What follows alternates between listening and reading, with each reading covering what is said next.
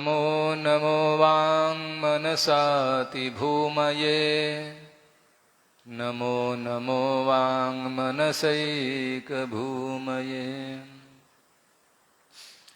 नमो नमोऽनन्तमहाविभूतये नमो नमोऽनन्तदयैकसिन्धवे न धर्मनिष्ठोऽस्मि न चात्मवेदी न भक्तिमत्वा शरणारविन्दे अकिञ्चनोऽन्यः न्यगते शरण्यं त्वत्पादमूलं शरणं प्रबन्दे न निन्दितं कर्म तदस्ति लोके सहस्रसोऽहं न मया व्यधायि सोऽहं विपाकावसरे मुकुन्द क्रन्दामि सम्प्रत्यगतिस्तवाग्रे काषायं यज्ञसूत्रं शुचिवपुषि तथा चोर्ध्वपुण्डं च भाले यस्यास्ते दक्षहस्ते कलिकुमतिगिरीन्द्रेन्द्रवज्रं त्रिदण्डम् संसाराग्निप्रशान्त्यै भृतजलममलं दारुपात्रं पवित्रं श्रीविश्वक्सेनसूरेः पदकमलयुगं श्रेयशेषं श्रयामि। बोलिए भागवत भगवान की, श्री गुरुदेव भगवान की। श्रीमन्नारायण नारायण नारायण श्रीमन्नारायण श्रीमन्नारायण नारायण नारायण श्रीमन्नारायण नारायण लक्ष्मी नारायण नारायण नारायण लक्ष्मी नारायण श्री हरि नारायण नारायण नारायण श्री हरि नारायण गोविंद नारायण नारायण नारायण गोविंद नारायण नारायण। बोलिए श्री गोविंद भगवान की, गुरुदेव भगवान की, सर्वेश्वर महादेव की, वीर बजरंग बली की जय जय श्री राधे श्याम। परम मंगलमय परात्पर अखिलेश्वर अखिल कोटि ब्रह्मांड नायक सर्वेश्वर भगवान श्री श्रीमन नारायण के पाद पद्मों में अनंतानंद श्रद्धा सुमन समर्पित करते हुए श्रद्धावनत भाव से भगवत कथा का रस स्वादनार्थ बैठे हुए भगवत चरणानुरागी धर्मानुरागी सज्जन वृंद, श्रद्धामयी बात्सलमयी देवियों, आइए चल रहा संहिता के माध्यम से कल हम सब लोग ये बात सुने थे, श्रवण कर रहे थे। भीष्माचार्य महाराज बाण सैया पर पड़े हुए हैं और भगवान के अनंत उपकारों को याद कर रहे हैं। भगवान की कृपा उपकार इसको स्मरण कर रहे हैं। क्या सही में जीव के ऊपर में परमात्मा की कृपा है, उपकार है? गोस्वामी जी महाराज कहते हैं कबहू कर करुणारण देहि करुणा नर देहि। ये मनुष्य का जो शरीर मिला है यही सबसे बड़ी बात है कि परमात्मा की विशेष कृपा हम जीवों पर है, याद रखिएगा। कहे क्यों?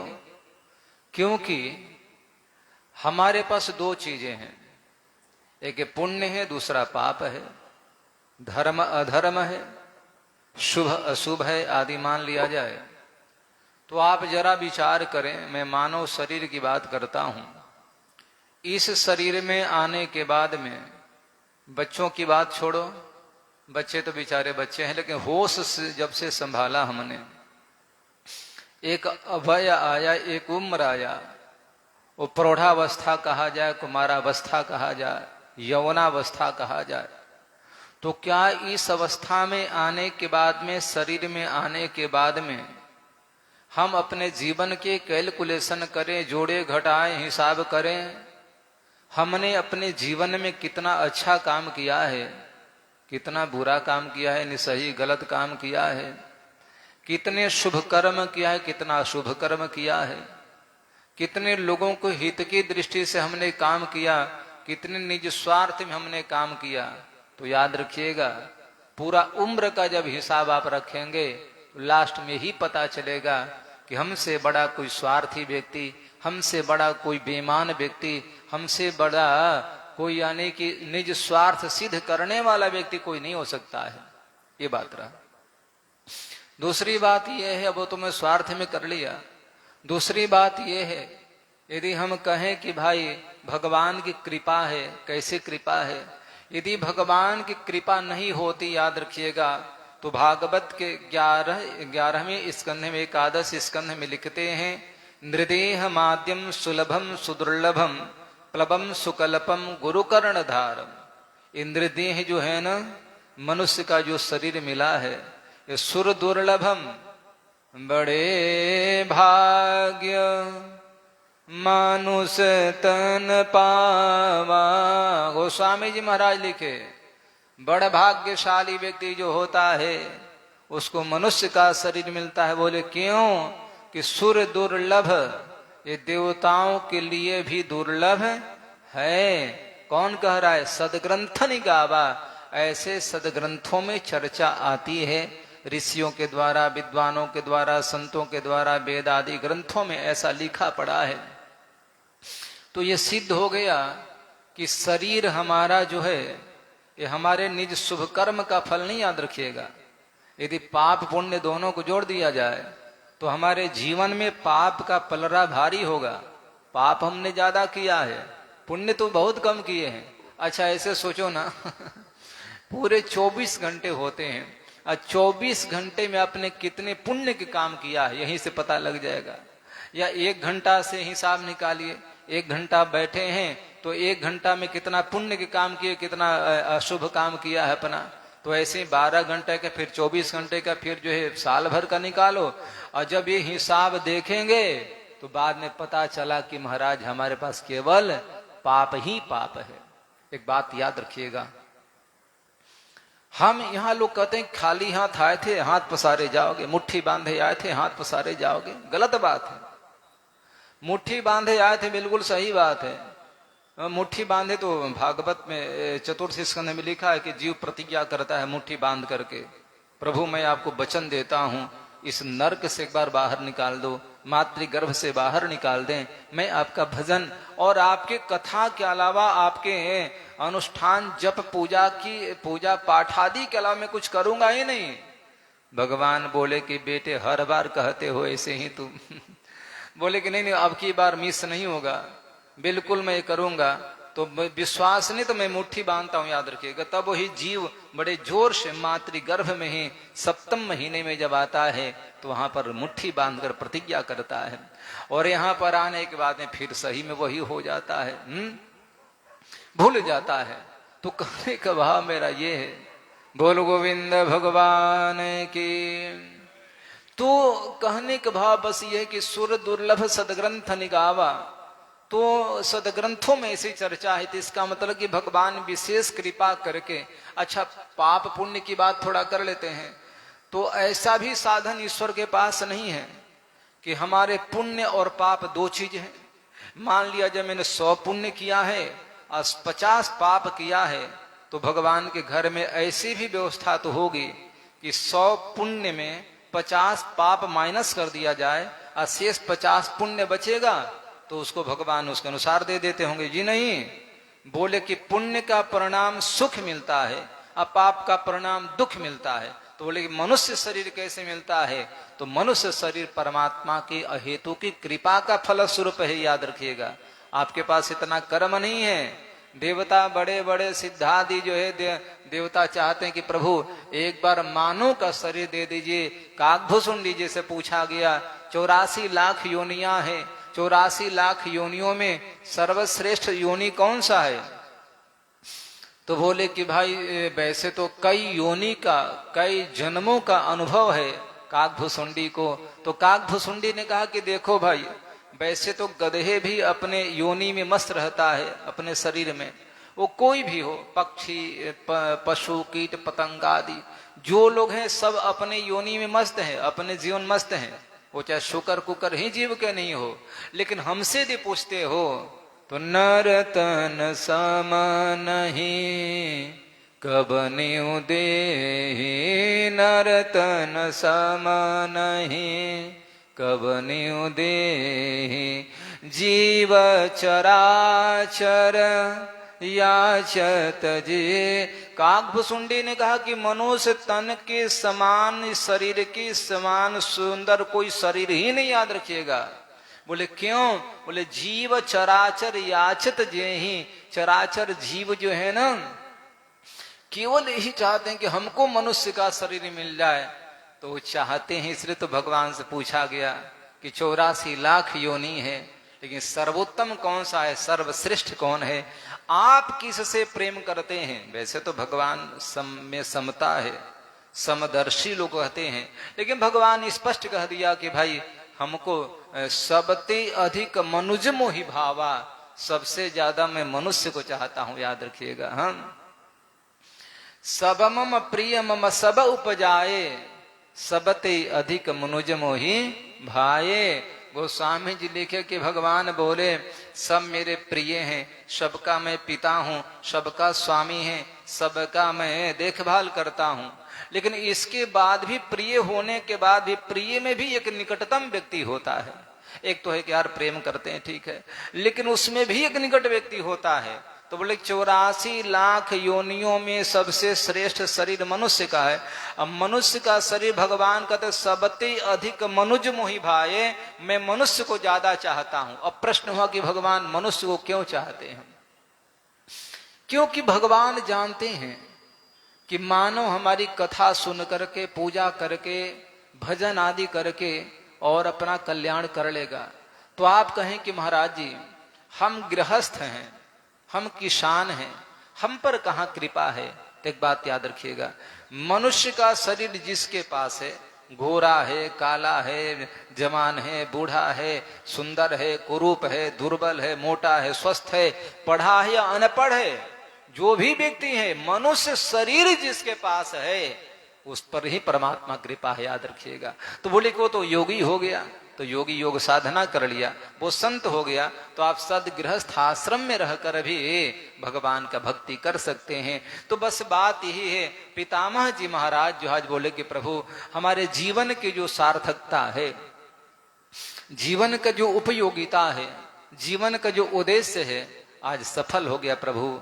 क्योंकि आप विजय रथ है, कुटुंब है, पार्थ का रक्षा करना ही आपका धर्म है प्रभु। और ऐसे पार्थ सखा भगवान श्री कृष्ण में हमारी मति हो प्रभु, हमारा मन लगे। क्योंकि प्रभु भगवती रतिरस्तु में मोह, भगवती रति, ऐसे भगवान में रति हो। बोले क्यों? मुमूर्षो, मैं मरने वाला हूं। तो मरने वाले व्यक्ति को तो मति परमात्मा में होनी चाहिए। भगवान, अच्छी बात और है, श्री कृष्ण उस समय कुछ दूर पर बैठे थे, जब उपदेश करने लगे युधिष्ठिर को, तो भगवान श्री कृष्ण भी बगल में आ गए।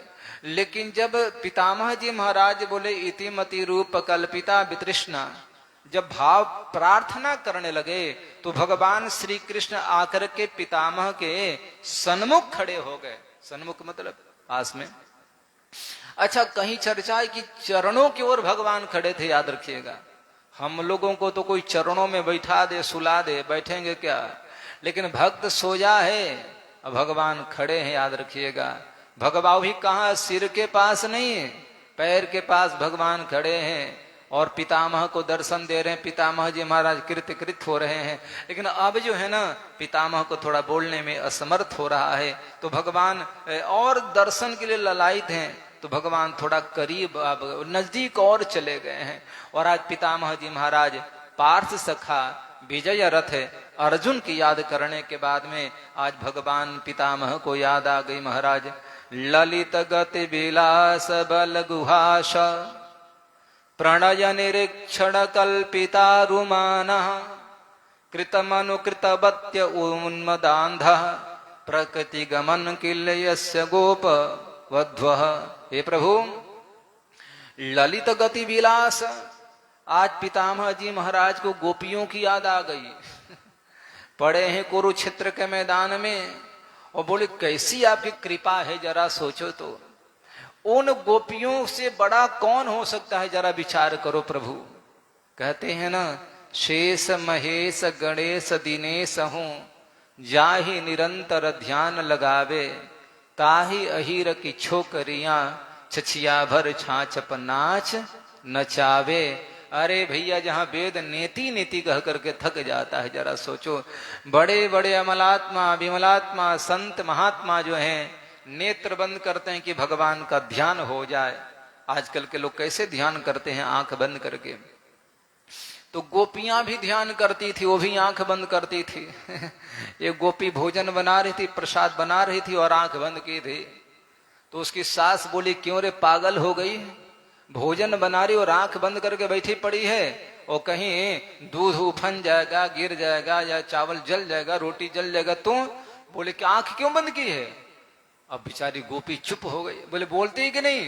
बोले कि मैं किसका ध्यान कर रही है। बोले कि ध्यान नहीं कर रही माता जी, सासू माँ ध्यान नहीं। बोले क्या कर रही हो।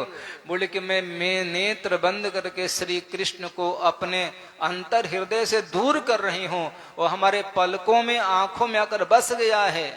और जब मैं वो देखती हूँ उसको, और दृष्टि मेरे लकड़ी पर पड़ती है, तो लकड़ियों तक गीला हो जाता है, भोजन का मैं सुध ही भूल जाती हूँ।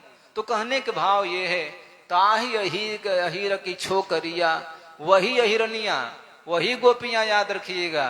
कितने बोलो, छछिया भर छाछप नाच नचावत। बोले कि मैं तुमको मट्ठा दूंगी कन्हैया, माखन दे दूंगी। अच्छा, ये भी बात कहां से आ गई। एक दिन मैया यशोदा पद्मगंधा मालती गंधा आदि नाम की जो गौएं थी, उसको दूध निकाल करके दही भिलो करके माखन रखी थी, और कन्हैया जो बेचारे खाने लगे। तो मैया बोली, क्यों रे, पूरा दिन हो जाता तू केवल माखन के अलावा मिश्री के अलावा कुछ खाता ही ना, रोटी फोटी भी दूध वगैरह पी लिया कर, गोरस वगैरह। कन्हैया बोले कि मैया हमको माखन ही प्रिय लगता है, मुझको माखन बहुत भाता है। इस बात को सुन लिया गोपियों ने। कौन, अन्य जो ललिता विशाखा आदि जो गोपियां थी, प्रभावती, सुन लिया। बोले कि मां, माखन में इतना तुम्हारा भाव है कि छोड़ने की इच्छा नहीं होती है। अच्छा, माखन में ऐसा भाव क्यों बना। भागवत के 10वें स्कंध में सुखदेव जी महाराज लिखते हैं, एकदा गृहदासीसु यशोदानंद गेहिनी करमांतरण युक्तासु निर्ममंथ दधि स्वयं यानी यानी गीतानि तदबाल चरितानि च दधि निर्मंथने काले स्मरंती तान गायत। देखो, आजकल के लोग क्या करते हैं, खाना बनाते हैं, टीवी देखते रहते हैं। ये बात गलत है। फिर क्या करें। अभी 10, 20, 25 साल पीछे की बात करें तो माताएं जब खाना बनाती थी तो भगवान नाम का संकीर्तन करती थी, एक वस्त्रा होकर भोजन बनाया करती थी। और आजकल के माता जी चप्पल ही लगाकर भोजन बना रही हैं। अब कितने तो बिना स्नान के ही खाना बना लेते, तब स्नान करती है ताकि हमारा श्रृंगार खराब ना हो। खैर, तो कहने का भाव मेरा ये है कि गोपियों ने जब बात सुन लिया तो मैया यशोदा का इतना पवित्र भाव था। याद रखिएगा, गाय दुहन किसके, बोले कि भगवान के लिए। दूध गरम किसके, बोले कन्हैया के लिए। जामुन लगाना कन्हैया के लिए। और क्षौमम बासा प्रखुत तटी आगे चर्चा आई है। मैया यहाँ जो है मंथन कर रही है, तो मंथन भी कन्हैया के लिए। तो स्मरण भी कर रही है, यानी यानी गीतानि तदबाल चरितानि च दधि निर्मंथने काले। दधि मंथन करते समय गुणानुवाद कीर्तन कर रही है, मन में स्मरण कर रही है और कन्हैया की छवि को याद कर रही है। यानी कि मनसा कर्मणा वाचा तीनों ही प्रकार से मैया सेवा कर रही। याद रखिएगा, जिसका मन भी लगा हो, जिसका वाणी भी लगी हो, जिसका अंतःकरण भी लगा हुआ हो, उसके जीवन में परमात्मा कभी दूर नहीं जाता है, भगवान अति निकट होते हैं। इसलिए आज गोपियों की याद आ गई। अच्छा, मैं कहता हूं परमात्मा की प्राप्ति के लिए पढ़ने की आवश्यकता नहीं। हम पढ़ें, हम ज्ञानार्जन करें, बिल्कुल अच्छी बात है। पढ़ेंगे तो ही समाज में प्रवचन कर सकते हैं, लोगों को दिशा निर्देशित कर सकते हैं, बता सकते हैं भाई ऐसे नहीं ऐसे करना चाहिए। लेकिन समाज में लोगों को ज्ञान बांटने के लिए, ज्ञान संवर्धन के लिए हम करें। अब प्रश्न ये है, बहुत से लोग कहते हैं बाबा जी बन गए, पढ़े लिखे है नहीं है? बाबा साधु बन गए, पढ़े लिखे नहीं तो साधु ही तो बनोगे। लेकिन ये बात सही है, साधु बनने के लिए पढ़ने की आवश्यकता नहीं, याद रखिएगा। साधु बिना पढ़े लिखे होते हैं, एक बात याद रखिएगा। मेरे यहाँ कई संत ऐसे हुए हैं जो बिना पढ़े लिखे हुए हैं। अरे छोड़ो ना, कलयुग में ही आने वाले कबीरदास जी कितने पढ़े लिखे थे बताइए। मीरा के पास कौन सी डिग्री थी, कौन सी पढ़ी थी, लेकिन क्या कबीर को भगवान नहीं मिले? क्या विष्णुचित स्वामी को भगवान नहीं मिले? क्या मीरा को भगवान नहीं मिले? क्या ध्रुव को भगवान नहीं मिले? क्या गजेंद्र हाथी को भगवान नहीं मिले? क्या विपन्न गरीब घर में जन्म लेने वाले सुदामा को ब्राह्मण को भगवान नहीं मिले क्या? तो प्रश्न ये है कि हम पढ़ेंगे तो भगवान मिलेगा, ये जरूरी नहीं, याद रखिएगा। क्यों? बोले कि भगवान की प्राप्ति के लिए केवल एक चीज होना चाहिए, और होना चाहिए श्रद्धा और प्रेम। निष्ठा है तो भैया भगवान मिल जाएंगे। प्रेम नहीं है, भाव नहीं है, तो कई संत कहा करते हैं कि भगवान कहाँ है? जहां भाव बना है वहां भगवान है। अब भाव का जहां पर अभाव हो जाता है, वहीं से भगवान गायब हो जाते हैं, भगवान चले जाते हैं। तो कहने के भाव मेरा यह है कि गोपियों की आज याद आई, राम राम राम। वो गोपी आजकल लोग प्रश्नोत्तर किया करते हैं। एक तो महापुरुष ऐसे थे जिसने भागवत के जो गोपी गीत की जो चर्चा आई है, महारास की जो बात आई है ना, भगवान महारास किया है। और महारास में सैकड़ों गोपियां आदि सब आई हैं, हजारों की संख्या में। तो वहां पर भगवान का स्वरूप का सब वर्णन है। तो वहां पर एक सज्जन बोले कि हम सनातनियों को यदि भगवान श्री कृष्ण की बात को रखना है तो उसको हमको रास पंचाध्याय को इस प्रसंग से, भागवत से दूर कर देना चाहिए, भागवत से निकाल देना। बोले क्यों? भगवान रास किए हैं। और छोड़ो ना, आजकल के लोगों के मन में विचार आ जाए कि भगवान ने गलती किए हैं, कोई बहुत बड़ी बात नहीं है। राजा परीक्षित को श्री सुखदेव जी महाराज जब एक कथा सुनाए तो राजा परीक्षित के मन में संदेह हो गया कि जो परमात्मा धर्म का सेतु है, धर्म के लिए अवतार लेता है, वो भगवान परस्त्रियों के साथ में महारास कर रहे हैं। प्रभु कृष्ण जो है, न तो कृष्ण ब्रह्म तयो मुने हैं, कृष्ण ब्रह्म नहीं हो सकते हैं, क्योंकि ब्रह्म का ये लक्षण नहीं है। तो जो परीक्षित जैसे लोगों के मन में विचार आ सकता है, तो आज के कलिकाल जीवों के मन में भाव आ जाए तो कौन बड़ी बात है। लेकिन याद रखिएगा, भगवान श्री कृष्ण जब ये सब लीला किए थे तो 11 साल के अंदर अंदर थे, याद रखिएगा। और वहां गोपियां जो थी 80 साल की थी, कोई 100 साल की थी, कोई 95 साल की थी, कोई 18 साल की थी। ऐसा नहीं कि भगवान कृष्ण कम उम्र के थे तो गोपियां भी कम उम्र की थी, नहीं, वेद ऋचाएं ही यहाँ पर गोपियां बनकर आई हैं। तो भाई मैं बस ये बात वो कह कि इस प्रसंग को निकाल दिया जाए, नहीं, ऐसा नहीं। महारास को भागवत से निकाल दिया जाए, भागवत में बचेगा क्या? भागवत के 5 प्राण है, याद रखिएगा, 5 प्राण है, जिसमें मुख्य प्राण क्या है? रास पंचाध्याय को कहते हैं। और रास पंचाध्याय सबके लिए नहीं होता, याद रखिएगा, किसी किसी लिए होता है। तो आज पितामह जी महाराज को गोपियों की बात आई, प्रभु क्या बताए। आप ऐसे निरक्षर, बिना पढ़ी लिखी, केवल सेवा करने वाली गोपियों को भी आप सुलभ हो गए महाराज। कैसी हैं गोपियां, क्या कहती हैं भगवान पितामह जी महाराज? ललित गति विलास बल गुहास। प्रभु जब आप चलते हैं ना अब देखो पढ़े हैं कुरुक्षेत्र में, याद आ रही है ब्रजभूमि की, याद आ रही है। ललित गति विलास, ललित गति मतलब है जिसकी गति अति ललित है। गति यानी चाल कहते हैं, चाल जिसका बड़ा सुंदर है, याद रखिएगा। अच्छी एक बात है, व्यक्ति कोई डिप्रेशन में हो, व्यक्ति कोई तनाव में हो या दुखित हो, और वो चलेगा तो उसकी चाल से पता लग जाएगा, या छोड़ो ना उसमें व्यग्रता है, उलझन है या जल्दीबाजी है, यानी कोई तो फिर उसके चाल से पता लगेगा, भागा भाग भागा भाग, कहाँ जा रहे हो भैया जा रहे हो, वहां पर जा रहे हैं ना। लेकिन धन्य है श्री कृष्ण का चाल कैसे है, बड़ी ललित गति, बड़ी सुंदर चाल है। अच्छा कुछ लोग ऐसे हैं हमारे यहाँ, जब यज्ञ होता है परिक्रमा भी करेंगे ना, तो परिक्रमा में भी दौड़ ही लगाते हैं। वहां दौड़ नहीं लगाना है, वहां आराम से सीताराम आदि भगवान का नाम का संकीर्तन करते हुए, नामस्मरण करते हुए, याद रखिएगा। कोई जरूरी नहीं कि हम 1008 परिक्रमा लगा लें, 108 लगा लें, हम तो 51 लगाएंगे, लेकिन 51 विधि विधान से लगाएंगे, प्रभु स्मरण के साथ में लगाएंगे। तो गोपियां आज पितामह बोले कि प्रभु जिसकी चाल बड़ी सुंदर है। एक बात याद आ गई, जब भगवान कृष्ण ने रुक्मिणी का हरण किए थे ना तो वहां पर कुछ सेवक तो चाल ही देखते रह गए, कृष्ण का चाल कैसा है। और भगवान जब मथुरा में आए थे, जब रजक का उद्धार किए, तो फिर वहां पर भगवान जब घूमने के लिए गए कपड़े पहन करके, वो कंस वाला कपड़ा लेकर के, और सारे ग्वाल बालों को, तो मथुरा वासी क्या के पता है, तुरंत महल से निकल गए, घर से माताएं निकल गई, अटारी पर चढ़ गई और दर्शन करने, कितना सुंदर है, कितना सुंदर है। छोड़ो रामावतार का बात, राम लक्ष्मण दोनों जो है जनकपुर में गए हैं आज, तो एक सखी बोली क्या इसका चाल है भाई, कैसे धीरे चाल है, गंभीर जो है, कितने सुंदर लग रहे हैं। अब भगवान कृष्ण का चाल भी बड़ा विचित्र है। अच्छा बोलो हमको तो सीधे चलते हैं, आज श्री कृष्ण चलते तो नाचते हुए चलते हैं, वो सीधा नहीं चलेगा, नाचते हुए चलेंगे।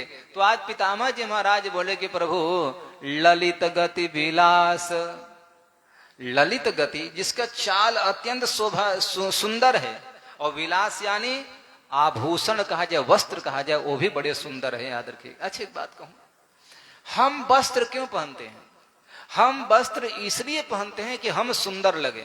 यदि हम वस्त्र हटा दें तो बेकार लगते हैं।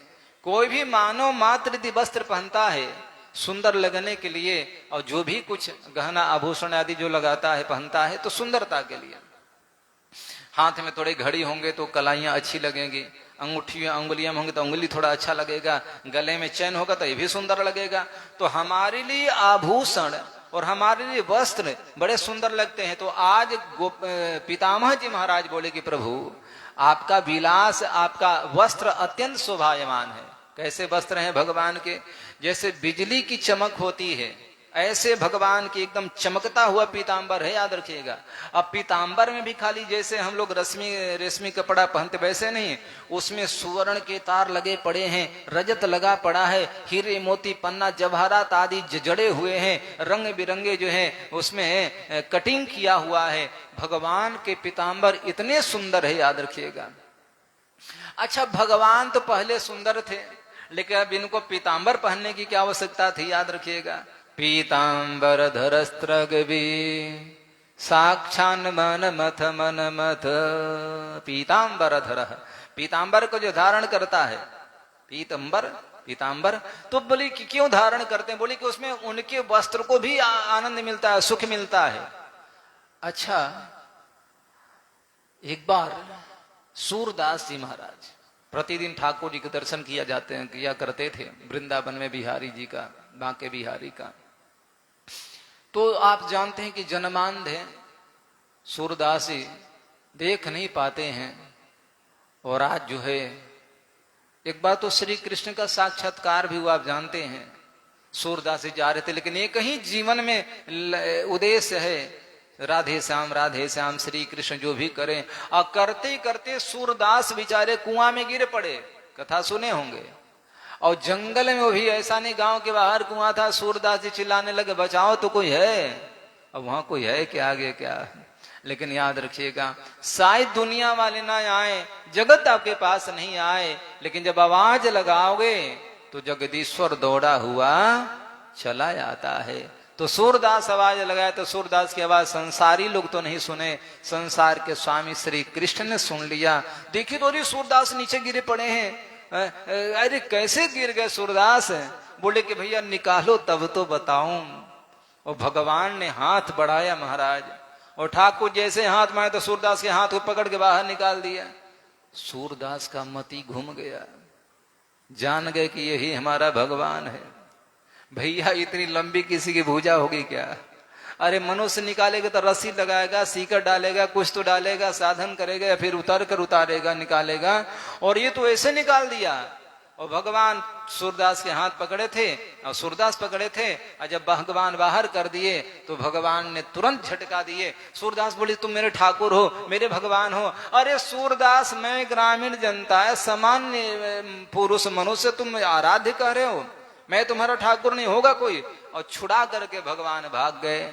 सूरदास बोले कि हाथ छुड़ाए जात हो, निर्बल जानी मोय, जो तुम हृदय से जाओ तो सबल जानू मैं तो। सूरदास जी बोले कि हाथ तो छुड़ा लोगे, हाथ छुड़ा कर भाग जाओगे, लेकिन अंतर हृदय से भाग जाओ तब तो तुमको मैं मर्द समझूंगा, तब मैं तुमको जो है सबल मजबूत समझूंगा। और उसी दिन से ठाकुर जी कृपा हुई और आज दर्शन करने आए हैं सूरदास जी महाराज। तो पुजारी पूछा कि सूरदास जी कैसे ठाकुर जी का झांकी है बताएंगे?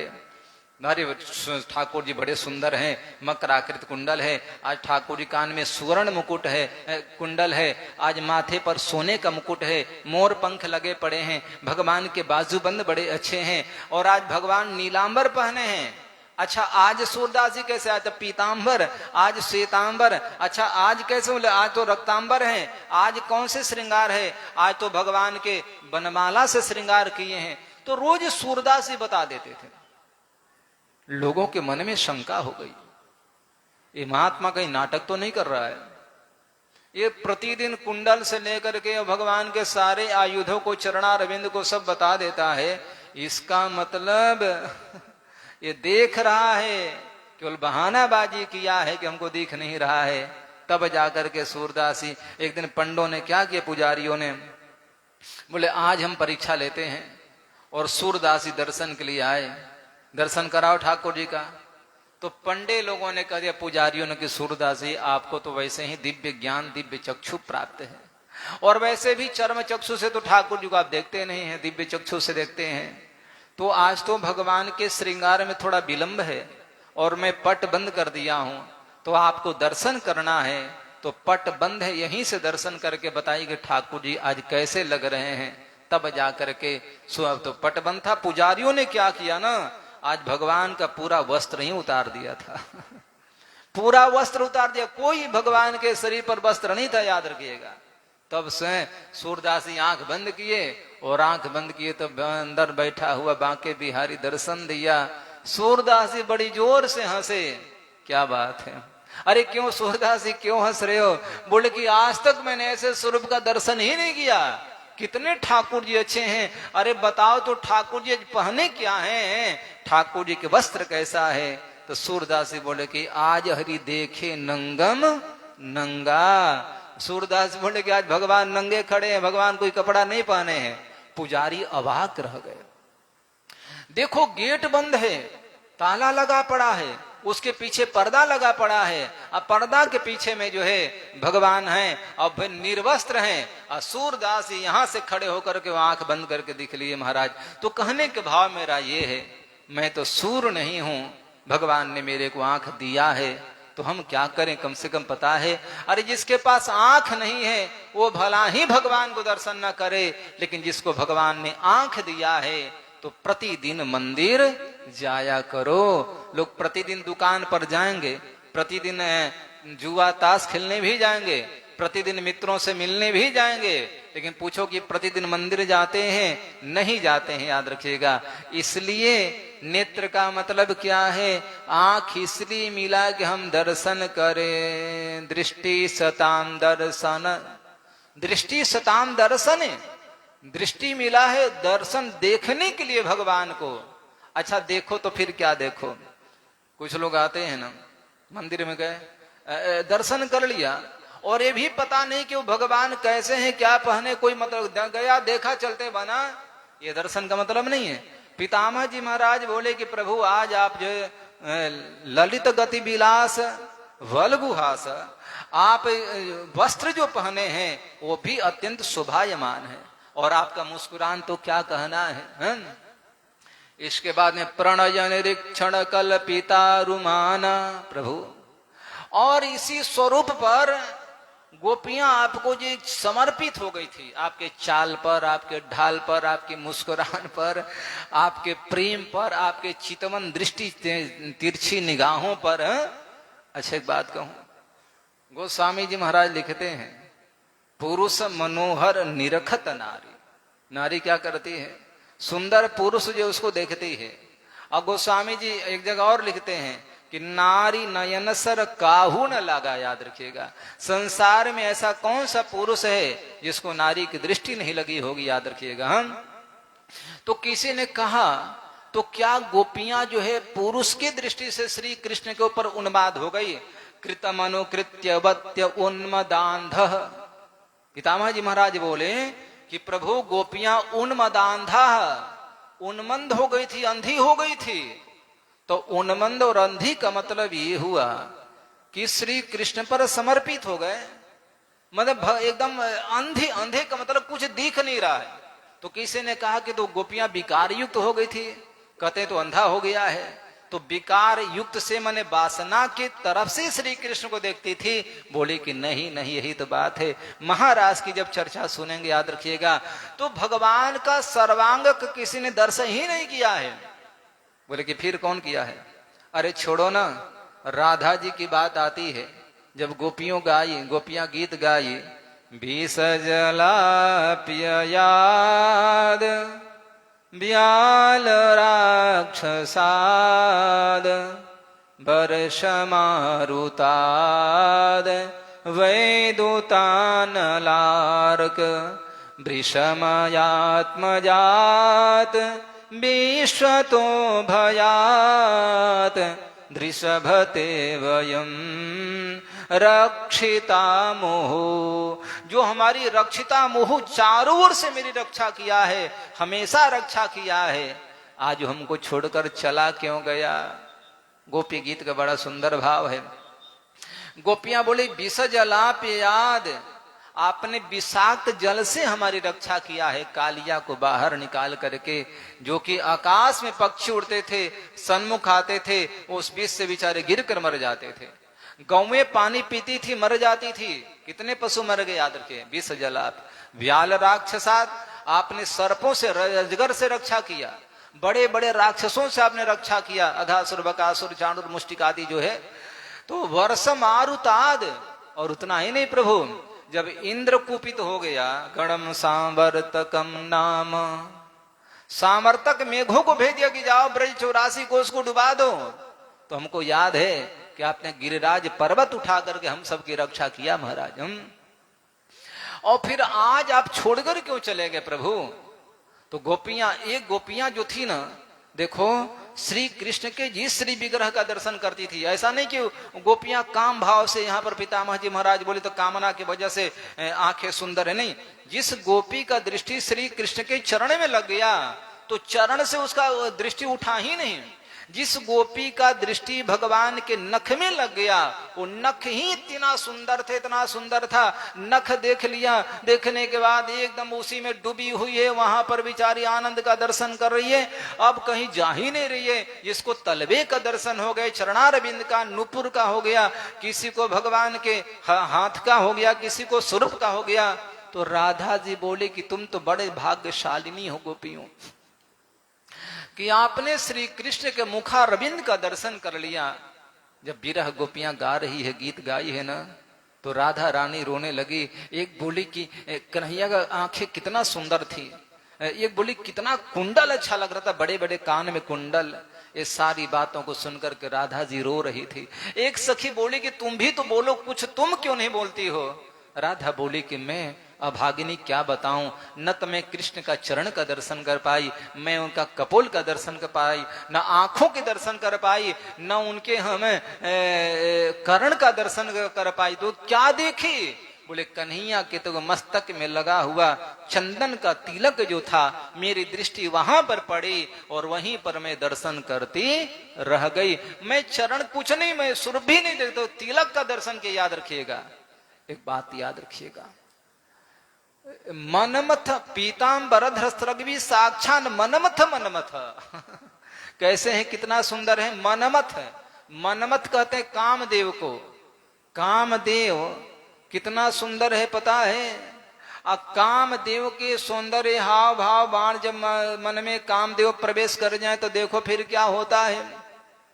तो कामदेव ने मन मथ को भी, मन को मथ दे, उसको भी यानी बेकार कर दे, उससे भी जो सुंदर है। इसलिए कोटि कंदर्प दमनीय पटियान है, भगवान इतना सुंदर है, याद रखिएगा। तो भगवान यहाँ विषय की दृष्टि से गोपियां नहीं गई हैं कि हमको पुरुष के रूप में प्राप्त हो जाए, नहीं, ये तो एक बार भी नहीं कहिए, याद रखिएगा। यहाँ शुकाचार्य महाराज लिख दिया आगे 10वें स्कंध में, संत्यंज सर्व विषयांस्तव पाद मूलम। प्रभु क्यों गए हैं? मैं विषय छोड़कर आई हूं, आपसे मैं विषय की कामना थोड़े करती हूं, याद रखिएगा। तो ये देखो गोपी और कृष्ण मिलन जो है ना चर्चा, ये जीव शिव का मिलन है, आत्मा परमात्मा का मिलन है, जीव शिव का मिलन है, याद रखिएगा। ब्रह्म और जीव का मिलन है इस प्रकार से। तो भगवान कैसे हैं? बलगुहास, भगवान मुस्कुराते हैं। अच्छा कोई आए ना तो नियम ही है, कोई आता है तो आप प्रेम से उसको मिलिए पहले, अरे आइए आइए आइए आइए। तो गोपियां जब आती थी तो कृष्ण आदर भी करते थे, सम्मान करते थे। स्वागतम वो महाभाग अस्यताम करवाणि किम, रास पंचाध्याय की पहले चर्चा आई। जब गोपियां आई, भगवान बोले स्वागत है, आइए, कैसे आना हुआ, आइए बैठिए। तो सारी चर्चा हुई। एक बात, क्या बिगड़ता है हमसे? भैया कोई सामने आया है, थोड़ा हंस कर बात कर लिया करो। तुम कितना भी टेंशन में हो, तनाव में हो, अगला जब सामने आया तो मस्ती से बात करो। अब ये नहीं कि आपको देख करके बेचारे वो खुद तनाव में हो जाए, ये बात नहीं होना चाहिए। इसलिए आवत ही हरते हैं तुलसी तहा न जाइए। हमारे गांव की नारी हो, राष्ट्र की नारी हो, याद रखिएगा। संपूर्ण नारी शक्ति का सम्मान करना हमारा धर्म होता है, याद रखिएगा। और ये कहीं है हो या नहीं हो, सनातन में इससे बड़ा कोई प्रमाण नहीं मिल सकता है, याद रखिएगा। सनातनी बेचारे वैदिक हिंदू परंपरा से जो जुड़े हैं सदग्रंथों से, वो तो माताओं को इतना मानते हैं, नारियों को इतना सम्मान देते हैं। इसलिए नारी का सम्मान किया करो। यत्र नार्यस्त पूज्यन्ते रमन्ते तत्र देवता। जहां नारी का सम्मान है, नारी का जहां पर आदर है, वहां देवताओं का निवास होता है। और जहां नारी दुखित है घर में, याद रखिएगा। अब मैं नहीं जानता हूं क्यों आपकी पत्नी दुखित है, नारी कलप रही है, दुखित हो रही है, रो रही है, अंतःकरण हमेशा कोस रहा है, वो पुरुष जीवन में कभी सुखी नहीं हो सकता, याद रखिएगा। वो घर में कभी सुख नहीं आ सकता है, याद रखिएगा। इसलिए नारी का सम्मान करो, भगवान ने किया। इसके बाद में पितामह जी महाराज लिखते हैं, गोपियां आती थी तो श्री कृष्ण प्रेम पूर्वक उस सबको निगाह से देखा करते थे, माने प्रेम भाव से। ऐसा नहीं कि हे, अच्छा एक बात कहूं, यदि कोई पास में आया है और अपना दृष्टि फेर लीजिए तो क्या होगा बताइए? इसका मतलब कि मामला गड़बड़ है। अरे पुतना की 20 रहे करी जोर, हरिजन से हरिजन मिले, बीह से 7 करोड़। हम तो भगवान को भी नहीं देख पाते हैं और वहां चर्चा हरिजन से हरिजन मिले। आज के हरिजनों को हरिजन कह दिया जाए तो हम पर भी हरिजन एक्ट लग जाएगा, याद रखिएगा। पंडित जी से पंडित जी कहें तो कोई नाराज नहीं होगा, बाबा जी से बाबा जी कहे तो नाराज नहीं होगा। हो सकता है हरिजन भाई बैठे हो, लेकिन समझने की बात है। राजपूत से राजपूत कोई कहे तो राजपूत नाराज नहीं होगा भाई मेरे। क्षत्रिय से क्षत्रिय कहो, वैश्य से वैश्य कहो, वर्मा शर्मा नाई फाई जो भी कुछ होते कह दो। किसी से हरिजन कह दिया तो बोले कि जा रहा हूं केस करने। तो क्या कहें यार, हम क्या कहें? हरिजन का मतलब होता है हरि का जन। ये जितने हैं सब हरिजन ही है, याद रखिएगा। आप भी हरिजन हैं, हम भी हरिजन हैं। कितना बढ़िया नाम है हरिजन। हरि का जो आदमी है, हरि का जो प्रिय है, उनका सृष्टि है, उसको हरिजन कहते हैं। लेकिन हरिजन नाराज हो जाएंगे। तो कहने का भाव मेरा ये है कि हरिजन से हरिजन मिले बिहसे 7 करोड़। याद रखिएगा, जब सन्मुख व्यक्ति आता है तो उदारता के साथ मिलना चाहिए, प्रेम के साथ मिलना चाहिए, मुस्कुरा कर मिलना चाहिए। इसलिए भगवान प्रणय निरीक्ष, प्रणय यानी प्रेम से उसको देखते हैं। याद रखिएगा, और जब प्रेम से नहीं देखोगे तो फिर समझो कि नाराजगी है मन में। और क्या कहा पितामह जी महाराज? बोले कल्पिता रुमान, भगवान आदर सम्मान करते हैं। और इसका परिणाम ये हुआ कृतमनुकृतवत्य उन्मदांध। पितामह जी महाराज बोले कि प्रभु आपने गोपियों का सम्मान किया, इसलिए रात दिन गोपियां चलते फिरते सोते जगते उठते बैठते खाते पीते आदि जो है आप ही को याद करती थी। आपके स्वरूप के दर्शन करने में, आपके नाम का गुणानुवाद करने में, आपकी चर्चा करने में हमेशा उन्माद, माने उसके अलावा दूसरा कोई सूझता ही नहीं था। याद रखिएगा, तो उन्माद का भाव यहां पर ही लगाते हैं। अच्छा, फिर क्या हुआ? बोले कृतवय कृतमनु कृतवत्य उन्मदांध। अच्छा, जब श्री कृष्ण देखे कि गोपियों के जीवन में अभिमान आ गया था। अभिमान, एक बात याद रखिएगा, जीवन में कभी किसी बहुमूल्य वस्तु की प्राप्ति हो जाए तो उसके महत्व का पता नहीं चल पाता है, सहजता से मिल जाता। लेकिन जो वस्तु सदा सदा के लिए दूर चला जाए, जीवन से हट जाए, तब उसके महत्व को पता लगता है। याद रखिएगा, उसी प्रकार से भगवान श्री कृष्ण ने गोपियों के पूजा पाठ पर प्रसन्न हुए। नंद गोप सुतम देवी पतिम्य कुरुते नमः प्रार्थना किया, भगवान ने स्वीकार किया। लेकिन आज भगवान जब आ गए, भैया जिसके लिए बड़े बड़े हजारों लाखों वर्ष लोग लगाते थे, दर्शन नहीं हो पाता है, और वो गोपियां साथ में महारास कर रही हैं। तो आज पता है क्या हुआ? भगवान का थोड़ा सा जो है अपमान करने लगे। अरे भगवान का मान अपमान कहाँ है, लेकिन थोड़ा सा उसके जीवन में गोपियों में भी मान आ गया। क्यों आया पता है? एक संत बोले कि एक गोपी को लगा कि मैं विश्व सुंदरी हूं। याद रखिएगा, एक को बोले कि मैं सुंदरी हूं, एक को बोले कि मैं प्रतिष्ठित घर से हूं, इस प्रकार से चारों वर्ण की गोपियां थी। ब्राह्मणी भी थी, क्षत्राणी भी थी, वैसे शूद्र के भी घर की पत्नियां कन्याएं थी, गोपियां थी। तो ये सब के जीवन में कहीं ना कोई सौंदर्य का अभिमान, विद्वता का अभिमान, अपने गौरव का अभिमान, पिता भी अभिमान। तब भगवान बोले कि हरे राम, अभिमान तो हमारा पकौड़ा है। अभिमान जैसे आप लोग पकौड़ी बड़ा चटनी प्रेम से खाते हैं, भगवान बोले कि जिस जीव के भीतर में अभिमान आ जाता है, मैं रहने नहीं देता हूं। और याद रखिएगा, नारद के अभिमान को भगवान ने दूर कर दिया। नारद का अभिमान तो इसलिए गोपियां को थोड़ा अभिमान, स्वरूप का अभिमान आ गया, तो भगवान वहां से अंतर ध्यान हो गए। अच्छी बात है। तो किसी ने कहा कि आप भगवान वहां से भाग गए। बोले कि नहीं, सुखदेव जी महाराज अंतर्हिते, भगवान वहीं पर थे। ऐसा नहीं था कि भगवान चले गए, अंतर ध्यान, अंतर्हिते, भगवान अंतर्हित हो गए। अंतर्हित मतलब भीतर में प्रवेश कर गए। भीतर वाला श्री कृष्ण बाहर था, अभी नाच रहा था, गलबैया कर रहा था, गीत गा रहा था, किसी से वल गुहास प्रेम भरी बातें कर रहा था, किसी को चितवन दृष्टि से देख रहे थे, प्रेम दृष्टि से।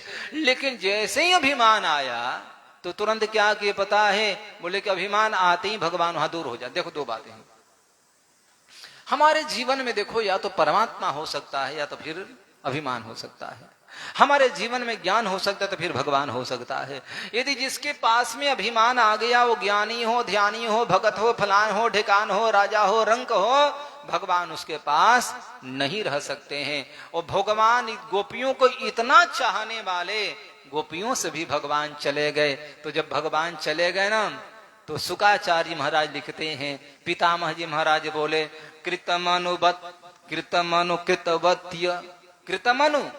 कृतमनु मतलब भगवान श्री कृष्ण ने जैसी जैसी लीलाओं को किए थे, गोपियां कृतवत्य उसी प्रकार से करने लगे। कृतमनु कृतवत्य, भगवान जो जो लीलाएं किए थे, गोपियां लीला करने लगी। याद रखे, ब्रह्मविद ब्रह्म ही भगवती। जिस साधक के जीवन में देखो, यदि आपने पूजा पाठ किया है तो आप उसका आराध्य का परछाई, आराध्य का स्वरूप, आराध्य का गुण, आराध्य का स्वभाव आपके जीवन में आएगा ही आएगा। देखो, जो राम प्रेमी होते हैं ना, सीताराम सीताराम रामाय नमः जो जप करते हैं, तो राम की तरह धीर गंभीर सौम्य होते हैं, याद रखिएगा।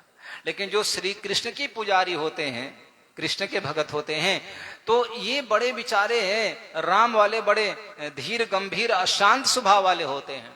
लेकिन कृष्ण वाला जो है उछलता रहेगा, कूदता रहेगा, मुस्कुराता रहेगा, बिना हंसे वो कुछ ना कुछ तो करता रहेगा। उसमें ये स्वभावतः गुण आ जाते हैं।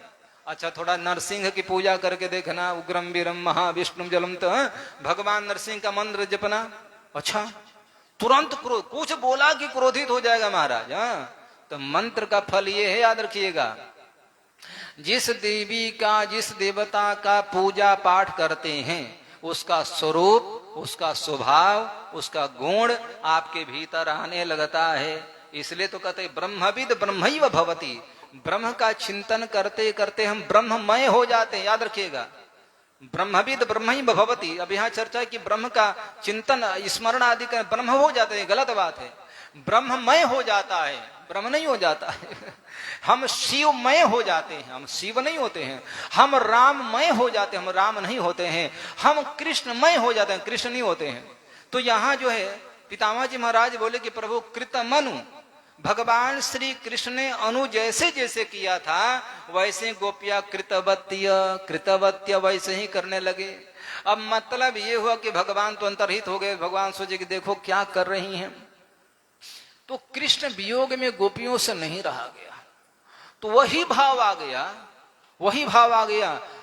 ये गोपी बोली क्यों चिंता करती हो, अरे मैं कृष्ण हूं। तो कृष्ण विरह में रोते रोते, कृष्ण भाव में डूबे डूबे गोपियां बिचारी कृष्णमय हो गई और कृष्ण का हाव भाव स्वरूप आ गया। ग्वाल बालों क्यों चिंता करते हो, गोपियों क्यों रो रही हो, देखो मैं आगे तुम्हारे पास में आ जाओ ना, बारिश हो रही है, मेरे पहाड़ के नीचे आ जाओ, गिरिराज के नीचे आ जाओ। एक गोपी ने लकड़ी उठाई, लकड़ी उठा करके हाथ पर लगा ली और चिल्ला रही कि आओ तुम आ जाओ। तो एक गोपी वहां पर गिरधरधारी बन गई। बोल गिरधर भगवान की।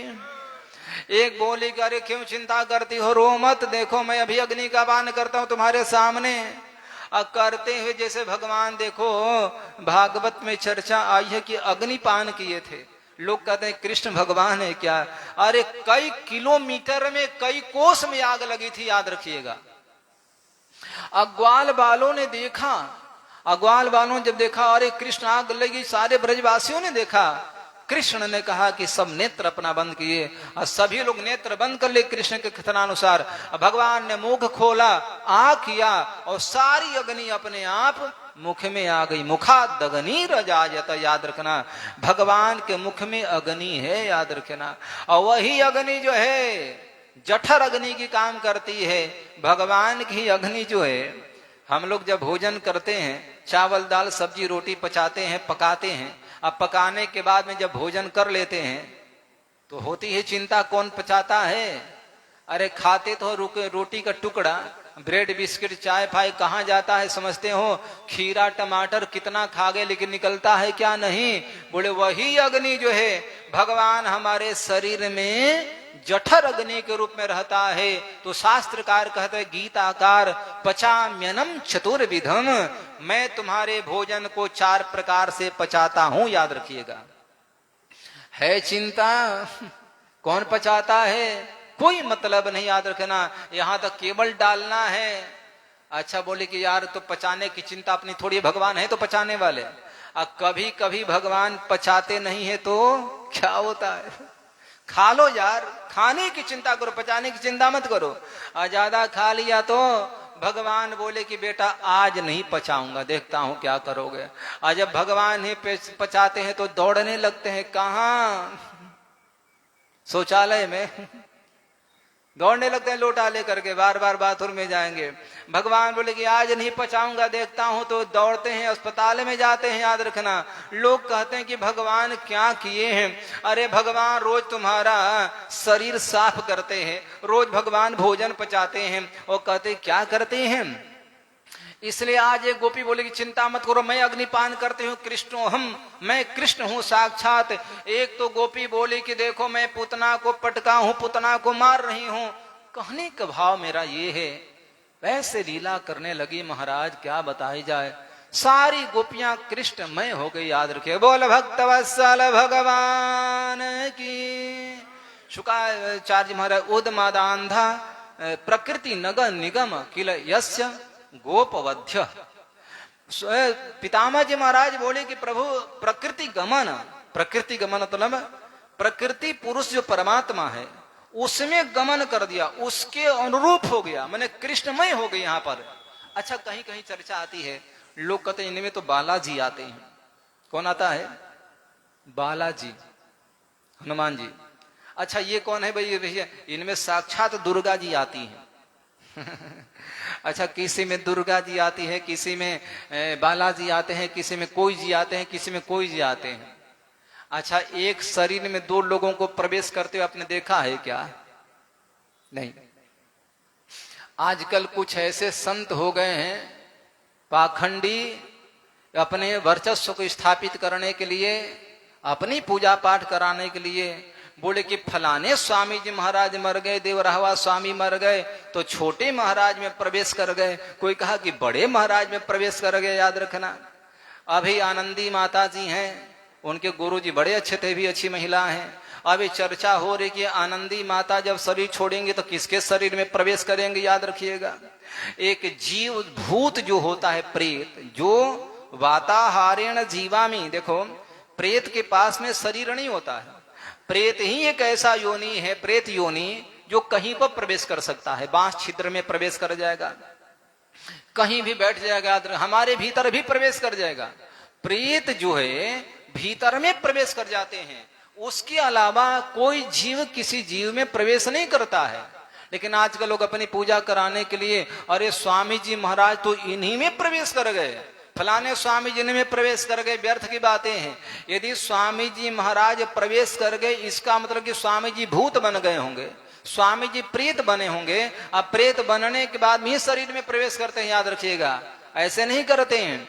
तो भाई मेरे, अच्छी बात कहूं, एक पत्नी है, जरा सोचो, और पति के बिना रह नहीं पा रही है, पत्नी स्त्री नहीं रह पा रही है। उसका पति बाहर से कमा कर आया, 2-3 साल बाद में विदेश से या मुंबई से मान लो आया। अब पत्नी बोली कि अजी क्या बताऊं, आपके बिना रह नहीं पाती हूं, मन लगता नहीं है, मैं चाहती हूं मैं आप ही में प्रवेश कर जाऊं। पत्नी बोले कि मैं आप में प्रवेश करना चाहती हूं, आपके भीतर प्रवेश कर जाऊं। पति बोलेगा कि ठीक ठाक हो ना, पगला तो नहीं गई है, दिमाग ठीक है ना? अरे हमारे बिना नहीं रह पा रही हो, चलो साथ में रहना, लेकिन तुम हमारे में प्रवेश कैसे करोगी? नहीं कर सकती हो। अब पुत्र के, मैं पिताजी के बिना नहीं रहता हूं, पिताजी मैं आप में प्रवेश करना चाहता हूं, व्यर्थ की बात है। पिता में पुत्र प्रवेश करेगा, पिताजी बोले पगला गया, भागता है कि नहीं? यहां से भागता है। अच्छा, कोई व्यक्ति नहीं चाहे कि हमारे घर में कोई प्रवेश करे। नमद्वारे पुरे देहि नैव कुर्वन्न कारयन्। अच्छा, आपका जो रूम है, आपका जो मकान है, अब पड़ोसी आकर कहे कि भाई साहब हम भी इसी में रहना चाहते हैं, आप रहने देंगे क्या? कैसे रहने दे? भाई मेरा मकान है, हम इसमें रहेंगे।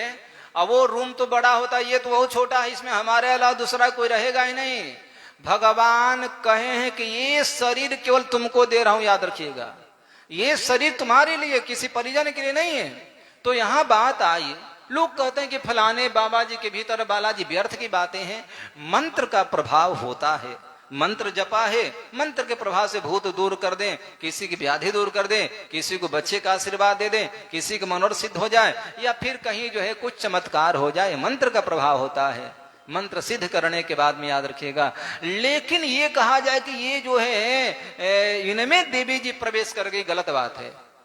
भगवती दुर्गा माता जो है, जब जड़ भरत जी महाराज के लिए वो सरदार यानी जो है सरदार जो पुत्र मनौती किया था, याद रखिएगा कि हमारा पुत्र हो जाए तो हे भद्रकाली मैं तुमको नरबली दूंगा।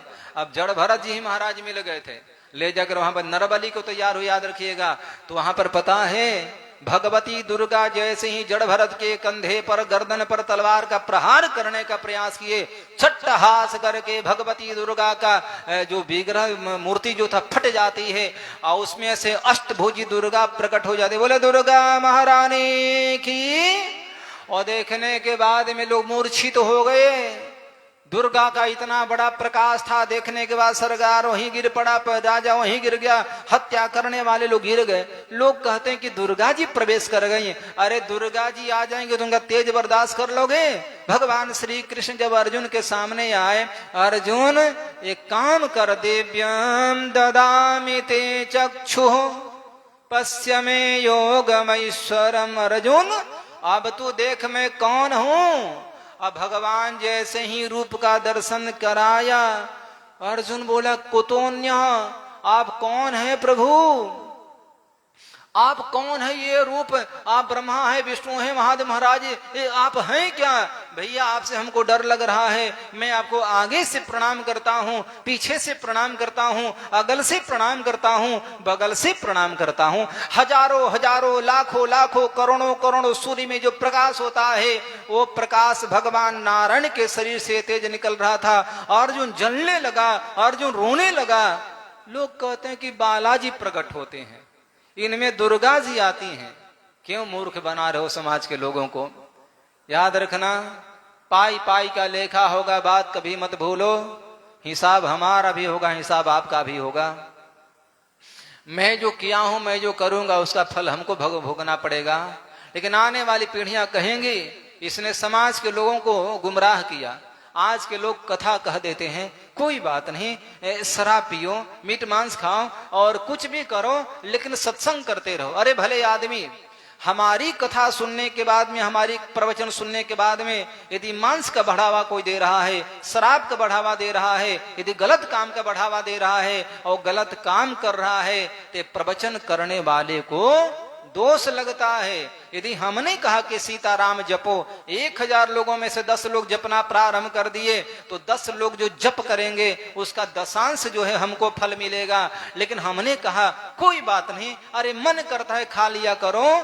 तो आपकी कथा सुनने के बाद में जितना मुर्गा मुर्गी बकरा फकरा जो भी जीवों की हत्या करता है, और उस हत्या का दोष उपदेशक को लगता है, याद रखिएगा।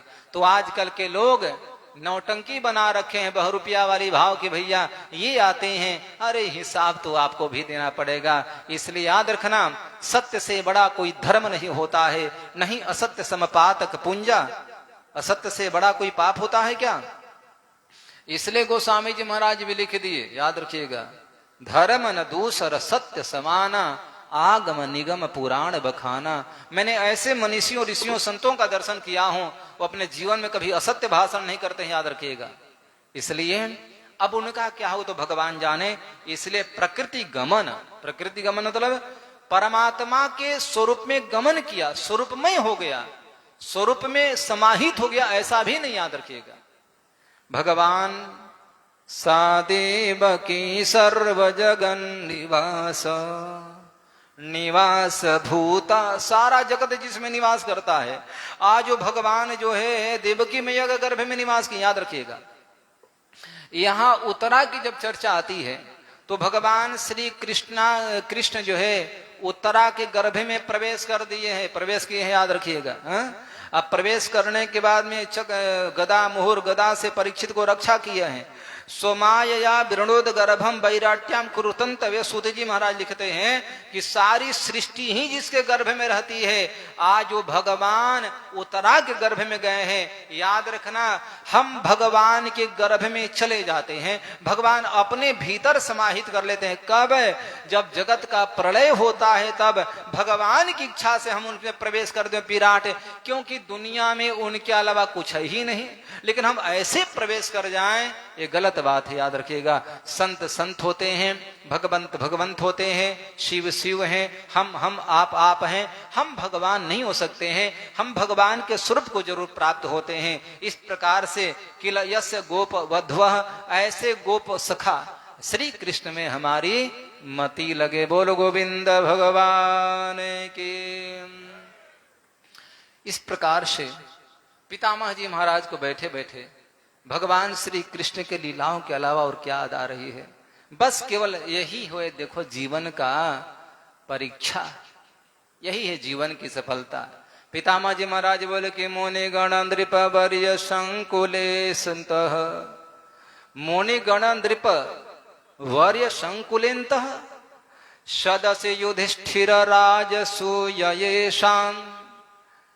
राज कहां पर? बोले कि प्रभु जहां बड़े बड़े मुनिगण, नृप मुनिगण, मुनिगण मतलब कि मुनियों का जो समूह है, याद रखिएगा।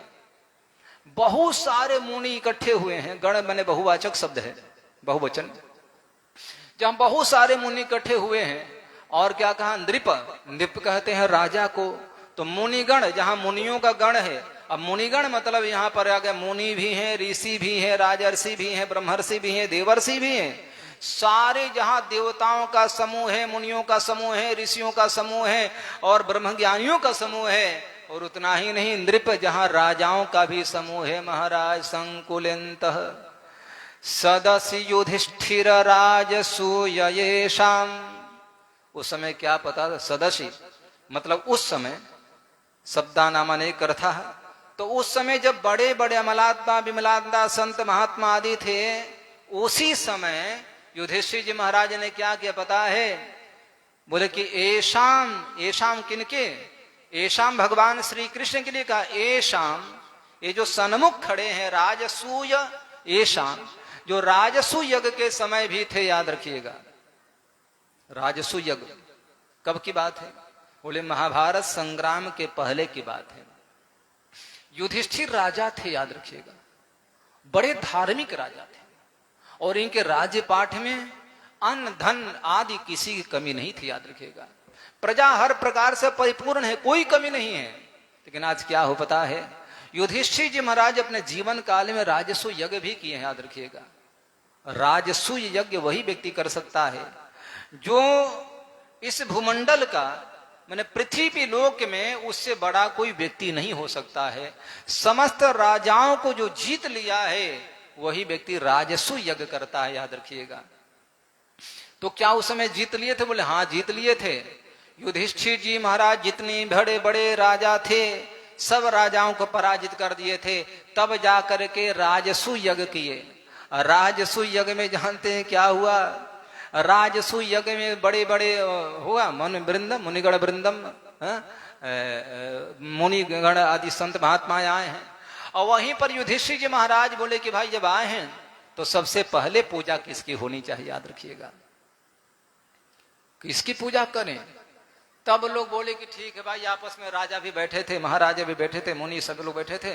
बोले कि यार एक तरह से तो होना चाहिए, देखो किसको कहा जाए। अच्छा, इस राजा की पूजा होना चाहिए, ये राजा श्रेष्ठ है। किसी ने कहा कि इस मुनि का पूजा होना चाहिए, किसी ने कहा कि इस ऋषि का पूजा होना चाहिए। सब लोग आपस में निर्णय ले रहे थे। वहीं श्री कृष्ण भी बैठे थे, याद रखिएगा। लेकिन श्री कृष्ण थोड़े कहें कि मेरी पूजा करो। वहीं पर जरासंध नाम का एक राजा था, याद रखिएगा, जरासंध। जरासंध को भीमसेन के द्वारा भगवान श्री कृष्ण ने वध करा, यह कथा सुने हैं आप। और वही उसका नाम सहदेव है, सहदेव। जरासंध राजा के जो बेटा है जिसका नाम सहदेव है, सहदेव भी उस सभा में आया था, याद रखिएगा। तब तक हुआ कि भाई किसकी पूजा किया जाए। लोग निर्णय पर नहीं पहुंच रहे थे। उसी समय भरी सभा में खड़े होकर के जरासंध का बेटा सहदेव ने कहा कि हर प्रकार से योग्य कहें, ऐश्वर्यवान कहें, बलवान कहें, श्रीमंत कहें, सब गुण संपन्न कहें, उसके लायक यदि कोई है इस सभा में, वंदनीय पूजनीय यदि कोई है, अग्रगणी, तो श्री कृष्ण है। ये बात कौन कहा? जरासंध के बेटा, जिसको श्री कृष्ण ने वध करा था, याद रखिएगा। सहदेव जब ये बात कहे तो सब लोग मूक हो गए। अब उसी समय भीम भैया खड़े हो गए। अब भीम भैया ने कहा कि नहीं, सहदेव जो कह रहे हैं वही ठीक है, इसलिए अग्रगण पूजा, सर्वप्रथम पूजा इसमें श्री कृष्ण का होना चाहिए। ठीक है, इतना कहना ही हुआ। बेचारे मुनिगण वृंदम, सारे महात्मा लोग बैठे हैं। और उसी सभा में बैठा था कौन? शिशुपाल। और शिशुपाल लगा श्री कृष्ण को गाली देने। अच्छा, इस बात को भीष्माचार्य भी अनुमोदन किया। और जरा वो लगा शिशुपाल गाली देने, इसकी पूजा, ये ग्वारिया का पूजा, ये न पढ़ा है, न लिखा है, न योग्यता है, न इसको कोई जानता है। कभी कपड़ा चुराता है, कभी माखन चुराता है, कभी मटकी फोड़ता है, कभी बंदरों में पागल की तरह खेलता है। इसका न माँ का पता न बाप का पता, कोई कुछ कहता है, कोई इसकी पूजा करोगे? भीमसेन विजय भीष्म पितामह खड़े थे, चुप रहे। बोले कि तुम पगला गए। भीष्म पितामह को डरे, पगला गए, बुद्धि खराब हो गई बुढ़ापे में। अरे तुम अपनी पूजा करा लो, इससे तो तुम ठीक हो। बताओ तो ये लड़कियों को अपहरण करके भागता है, दूसरे की लड़कियों के साथ महाराज करता है, इसकी पूजा होगी? अरे भीष्म पितामह तुम सठिया गए, नहीं तो अरे भीम का ही पूजा कर दो, इससे तो बढ़िया युधिष्ठिर है। युधिष्ठिर की पूजा हो जाए, भीम की पूजा हो जाए, भीष्म पितामह का पूजा हो जाए। ये बड़े बड़े मुनि लोग बैठे पड़े हैं, राम राम इतने बड़े बड़े राजा महाराजा लोग आए हैं, इनकी पूजा ना हो करके जो योग्यता में है, जो प्रतिष्ठा है, उनका जो है बैकग्राउंड भी ठीक है, आचरण भी ठीक है, तो उनकी पूजा ना करके इसकी पूजा करोगे छछोले को? भैया जो कहने लगा, भीमसेन से बर्दाश्त नहीं हुआ। भीमसेन खड़े हुए मारने के लिए। अर्जुन भी खड़ा हुआ। भगवान श्री कृष्ण बोले कि बैठो, तुम शांत रहो। बोले कि बोल लो, शिशुपाल जितना बोल रहा है बोल लो। तो बोले हम डरते हैं क्या? बहुत कुछ कहा कृष्ण के विषय में, न माँ का पता है, न बाप का पता है, न वर्ण का पता है, न जाति का पता है। श्री कृष्ण सुनते रहे। बोले क्या बात कर रहा है तुम, शर्म नहीं आती है? तू बहुत बड़ा राजा बना पड़ा है, अपनी पूजा कराएगा? अरे तू उस लड़की से शादी करना चाहता है जो लड़की तुमको लायक नहीं करती है। किसकी बात? रुक्मिणी का। रुक्मिणी महारानी जो है, शिशुपाल बेचारा बराती बनकर आया था, अगुआ, बराती ने अगुआ बनकर आया था। और आया इसलिए था पता है भाई, बाकायदा रुक्मी गया भी था। भीष्म को नाम राजर्षि, राजा भीष्म की पुत्री है रुक्मिणी, याद रखिएगा। रुक्मिणी लक्ष्मी का स्वरूप है, तो फिर कैसे? तो बोले कि उस समय क्या कि पता है, बेचारा शिशुपाल दूल्हा बनकर आया था, लेकिन रुक्मिणी महारानी को पता चला कि भैया शिशुपाल से शादी करने वाले हैं। तो रुक्मी की पत्नी से कहा, रुक्मिणी महारानी की भाभी, मैं तो कृष्ण को पति के रूप में धीराम पतिम कुलमतिम न मृणोति कन्या, मैं तो बाल्यकाल से बचपन से श्री कृष्ण को पति के रूप में चाहती हूँ। तो रुक्मी की भाभी बोली कि तो यदि मानती है तो कृष्ण के पास पत्र लिख दे। अब पत्र लिखा रुक्मिणी ने, और रुक्मिणी पत्र लिखा, उसमें भी चर्चा लिखी थी कि प्रभु ये तो वही बात है, शेर का हक जो है कोई भेड़िया लेकर चला जाए। रुक्मिणी आपकी है और इसको भेड़िया यानी कि शिशुपाल जैसा लोग अपहरण कर लेकर चले जाएं, ये शोभा की बात नहीं है प्रभु।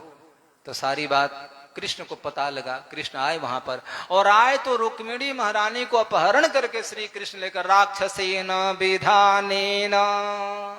परीक्षित प्रश्न किया कि राक्षसीय विधि से भगवान ने अपहरण क्यों किया, चर्चा बाद में करूंगा मैं। तो शिशुपाल एक तो वैसे ही मौसेरा था कि फेरा ध्यान नहीं आ रहा है। हाँ, लेकिन दूसरी बात यह है कि इसने 100 गलती करेगा। तो बोले कि भाई ये इसका वध श्री कृष्ण के हाथों द्वारा होगा। तो उसकी माँ बोले कि अरे बेटा तू अपने भाई का ही वध करेगा।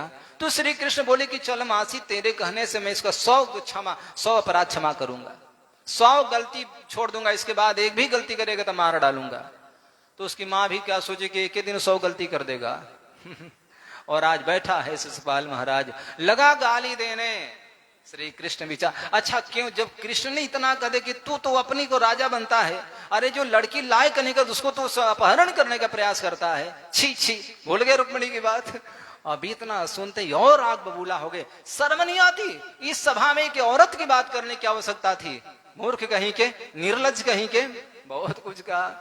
बोले कि अच्छा एक तो वैसे ही शत्रु था, दूसरा विवाहिता जो औरत थी यानी जिसे शादी होने वाली थी उसको भगवान लेकर भाग गए, तो ये तो ऐसे ही दुश्मनी मान था। दूसरा पत्नी लेकर भाग गए जो होने वाली थी, तो और दुश्मनी मान लिया। और तीसरी बात जानते हैं, उसका एक मित्र था जिसका नाम जरासंध था, याद रखिएगा। जरासंध का भी वध श्री कृष्ण ने कर दिया था, और कराने के बाद तब राजसूय यज्ञ किए थे, याद रखिएगा। तो बड़बड़ाने लगा महाराज, बड़बड़ाने लगा, गाली देने लगा। कहते 99 गाली दिया, 100 गाली दिया, और 100 गाली देने के बाद में भगवान बोले खबरदार, एक भी आगे बढ़ाया तो समझ जाना। इतना कहना हुआ, भगवान ने चक्र को स्मरण किया, और चक्र राज आते ही उस सारे समूहों में बैठे बैठे महाराज शिशुपाल के पास जाता है सुदर्शन चक्र, और जा करके शिशुपाल के गर्दन काट देता है। वहीं बेचारा जो है मर जाता है। खैर उसकी मुक्ति हो गई, चर्चा आई है। और जितने शिशुपाल के अनुयायी थे बड़बड़ाने लगे, बोलते बोलते भाग गए तो भाग जाओ, कोई बात नहीं। लेकिन वहां सबसे पहली पूजा जो है, प्रथम पूजा श्री कृष्ण द्वारिकाधीश का हुआ, याद रखिएगा। तो यहाँ सदस्य देखो पूजनीय तो श्री कृष्ण ही है, याद रखिएगा। वही हमारे नारायण राम के रूप में, कृष्ण के रूप में। देखो मेरे यहाँ अनंत अवतारा ही संख्या, अनंत अवतार है, लेकिन उन अनंत अवतारों में 24 अवतार की कथा आई है। 24 में 10 अवतार की विशेषता है, और 10 अवतार में मेरा 4 अवतार जो है राम कृष्ण वामन नरसिंह 4 की मानते हैं। और 4 में भी जो 2 अवतार है, रामावतार और कृष्णावतार, और 2 अवतारों में भी जो उत्तम श्रेष्ठ अवतार जिसको बहुत लोगों ने लाइक किया है, पसंद करते हैं, वो है कृष्णावतार। बोले श्री कृष्णचंद्र भगवान की। पितामह जी महाराज बोले कि मैंने जिनको अपने आंखों से देखा है, याद रखिएगा, वो भरी सभा में इतने सौंदर्यवान, इतने बलवान, इतने तेजवान, इतने जो है सारे सद्गुणों से। अरे भाई एक बात याद रखना, महात्मा में बहुत अच्छाई होती है, एक बुराई भी होती है, याद रखना। आप बहुत बड़े विद्वान हैं, लेकिन आप में बहुत अच्छाई है तो बुराई जरूर होगी, याद रखिएगा। संसार में कोई ऐसा व्यक्ति नहीं, राजा हो, महाराजा हो, मुनि हो, सिद्ध हो, गंधर्व हो, मानव हो, जो भी ब्रह्मा के सृष्टि, याद रखिएगा, सब में गुण और अवगुण जरूर रहता है, याद रखिएगा। इस संसार में यदि कोई कहीं अवगुण रहित, दोष रहित यदि कोई है तो केवल ब्रह्म है, केवल भगवान है, याद रखिएगा। ब्रह्मा जी महाराज को चिंता हो गई जब राम जी की शादी होने लगी, अब ब्रह्मा का निमंत्रण आया। ब्रह्मा जी महाराज देखे क्या, रे कितना सुंदर वर है, इसमें तो कोई कमी ही नहीं है। नारद जी बोले कि फिर पगला गए, फिर पगला गए। अरे तुम्हारी सृष्टि नहीं है, तुम जिसकी सृष्टि किया है, तुम्हारी जो सृष्टि किया है भगवान की शादी है, राम की शादी है। तो कहने के भाव मेरा ये है, परमात्मा दोष रहित समस्त गुणों से युक्त है, पूजा उसी की होनी चाहिए जिसके भीतर कोई अवगुण नहीं होता है, सद्गुण का जो भंडार है। इसलिए भगवान श्री कृष्ण की पूजा किया गया। पितामह जी महाराज बोले कि ये शाम राजसूय, इस राजसूय यज्ञ में सबसे पहले पूजा आपकी हुई। ऐसे मैं युधिष्ठिर को भी स्मरण दिला रहा हूं कि सर्वप्रथम आपकी कोई पूजा किया है तो वो युधिष्ठिर जी महाराज ने किया है, याद रखिएगा। ब्रिजवासी तो वैसे भी नहीं किया कि हमारा कन्हैया है मथुरावासी नहीं किया। और द्वारिकापुरी क्यों करेंगे, वो तो किसी के पति हैं, तो किसी के पिता हैं, तो किसी के दादा हैं, तो किसी के भाई बहन हैं, तो किसी के बेटा हैं। तो द्वारिकावासी भी पूजा श्री कृष्ण का नहीं किया, याद रखिएगा। मथुरावासी भी नहीं किए, याद रखिएगा, ज्यादा दिन कृष्ण वहां नहीं रहे। और ब्रिजवासी तो क्या करेंगे, जीवन में प्रथम पूजा, और सारे समूहों में जहां लाखों नहीं करोड़ों की संख्या में लोग बैठे पड़े हैं, और उस समय प्रथम पूजा किसने किया था श्री कृष्ण का, तो वो है धर्मराज युधिष्ठिर जी महाराज। एक बात याद रखिएगा, इस पूजा का किसी देवता ने विरोध नहीं किया। बड़े बड़े ज्ञानी, बड़े बड़े मुनि, बड़े बड़े राजर्षि, बड़े बड़े ब्रह्मर्षि। इसका मतलब ये हुआ कि आज के छद्मधारी, आज के वेशधारी, आज जो है स्वरूपधारी, इस प्रकार से आडंबर बना करके जो कहता कि मेरी पूजा करो, ये गलत बात है, याद रखिएगा। संसार में वंदनीय है संसार में चिंतनीय है, संसार में स्मरणीय है, संसार में भजनीय है और संसार में पूजनीय है, तो केवल केवल भगवान श्री कृष्ण यानी नारायण है। इसके अलावा कोई पूजनीय नहीं है, याद रखिएगा। और उसकी जो पूजा कर लेता है, यथा तरोर मूल निसचनेन तृप्यंती भुजगोपशाखा, जैसे जड़ के जल, वृक्ष के जड़ में जल दे दोगे सबको प्राप्त हो जाता है। इसलिए सर्वदेव नमस्कारम केशवम प्रतिगच्छति, सबकी पूजा पाठ किया हुआ केशव को प्राप्त होता है। तो नारायण केशव हैं, जैसे हाथी के पैर में सबका पैर आ जाता है, तो वही नारायण की कथा सुने, नारायण का कीर्तन करें, नारायण का स्मरण करें, नारायण के यजन में भाग लें, आदि आदि, तो ही मानव जीवन का कल्याण है।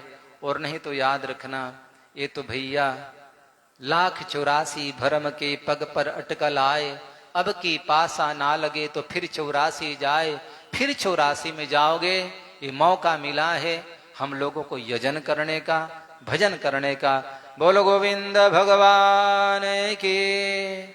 श्रीमनारायण नारायण नारायण श्रीमन